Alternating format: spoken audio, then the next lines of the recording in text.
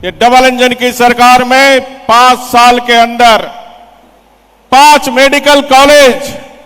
तो इतनी गंदी सरकार, इतनी खराब सरकार राज गठन होने के बाद ये झारखंड की जनता ने नहीं देखी थी। एक कमीशन खोर सरकार के कारण आज हॉस्पिटल अधूरा बन पड़ा है।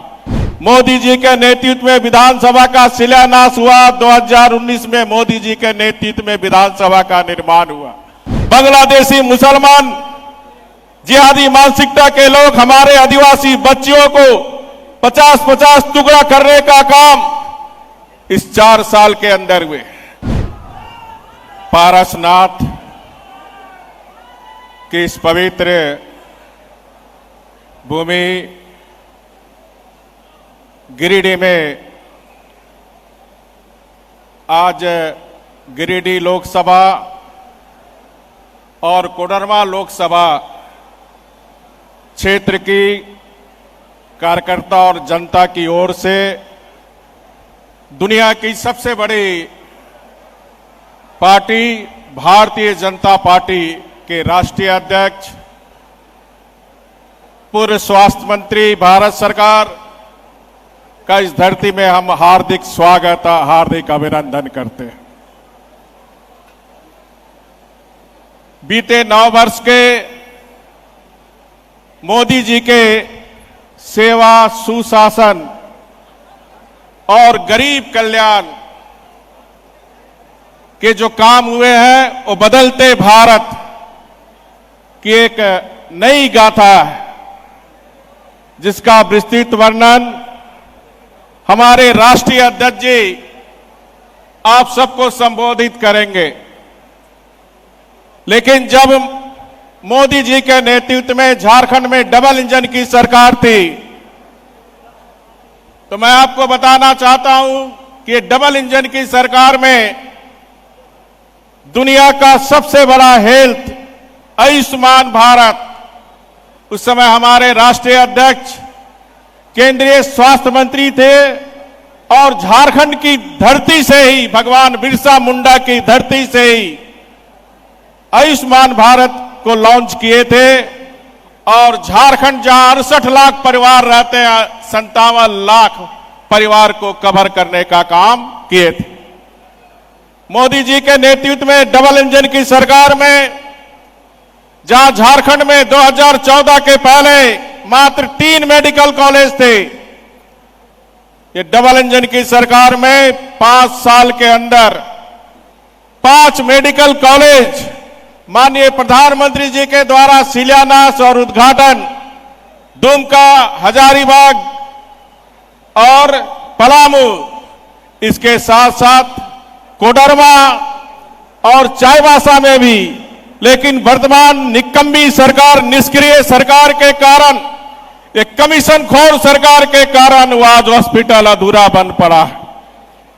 इसी तरह डबल इंजन की सरकार में मोदी जी का संकल्प था हर घर तक बिजली पहुंचाना। 2014 67 साल की आजादी के बाद झारखंड के 68 लाख परिवार में मात्र 38 लाख घर में बिजली थी। ये डबल इंजन की सरकार में 30 लाख घर अंधेरा था।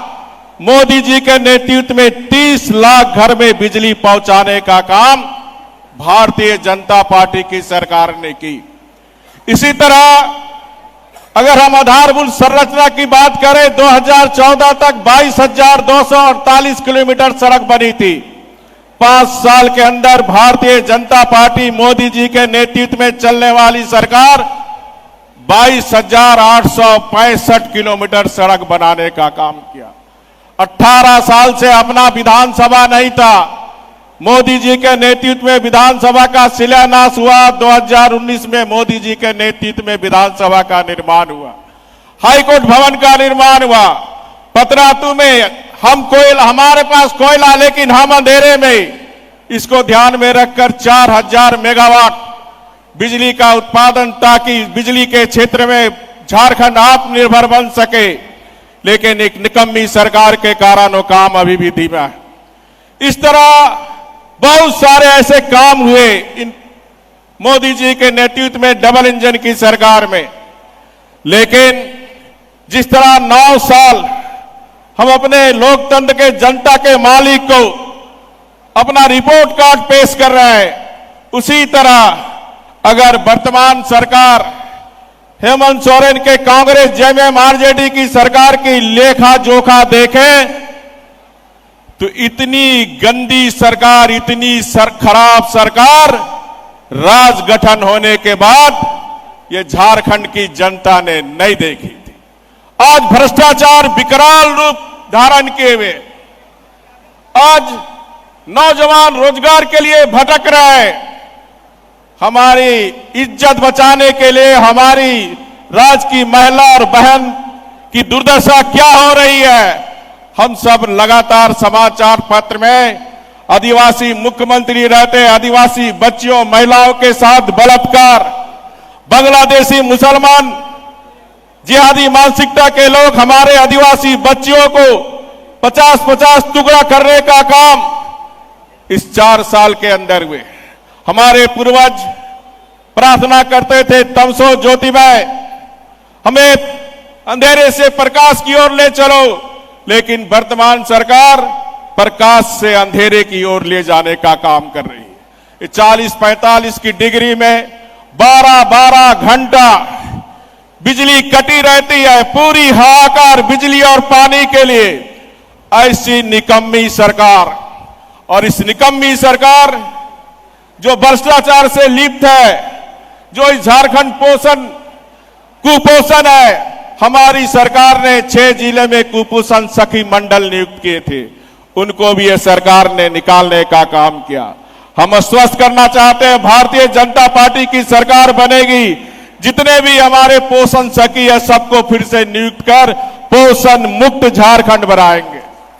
इसी तरह ये सरकार ने झूठे वादे कि 1 साल में 5 लाख नौकरी देंगे, लेकिन 5 लोग को भी नौकरी नहीं दिए। 2017 में जो हमारी सरकार ने नियुक्ति की प्रक्रिया शुरू की थी, आज मुख्यमंत्री जो आज नियुक्ति दे रहे हैं पंचायत सचिवालय का लिपिक का, ये 2017 में हमारे द्वारा निकाली हुई नियुक्ति है। 3 साल तक हमारे नौजवान को लटकाने का भटकाने का काम किया और सुप्रीम कोर्ट के फटकार के बाद आज उसको नौकरी देने के लिए मजबूर करना पड़ा। ऐसी बेरोजगार विरोधी सरकार, महिला विरोधी सरकार, किसान विरोधी सरकार को आने वाले समय में 2024 के लोकसभा चुनाव में अपने राष्ट्रीय अध्यक्ष के नेतृत्व में माननीय प्रधानमंत्री जी वैश्विक नेता के रूप में हमको फिर से ये कांग्रेस जेएमएम आरजेडी को 1 सीट भी नहीं ले देना है। यही संकल्प आज इस जन संकल्प रैली की है। इन्हीं शब्दों के साथ अपनी बात को समाप्त करता हूं। बहुत बहुत धन्यवाद। अगर आप चाहते हैं कि हमारे वीडियोस का नोटिफिकेशन आपको बिना देरी के मिलता रहे तो आप इस चैनल को फॉलो और सब्सक्राइब जरूर कर लें। बाकी आप हमारे काम को लेकर कोई सुझाव हमें देना चाहते हो तो कमेंट बॉक्स में आप सादर आमंत्रित हैं। इसके अलावा हमारे वीडियोस आपको अलग अलग ठिकानों जैसे फेसबुक, इंस्टाग्राम, ट्विटर पर भी देखने को मिलेंगे, जिसके लिंक डिस्क्रिप्शन में डाल दिए गए हैं। शुक्रिया।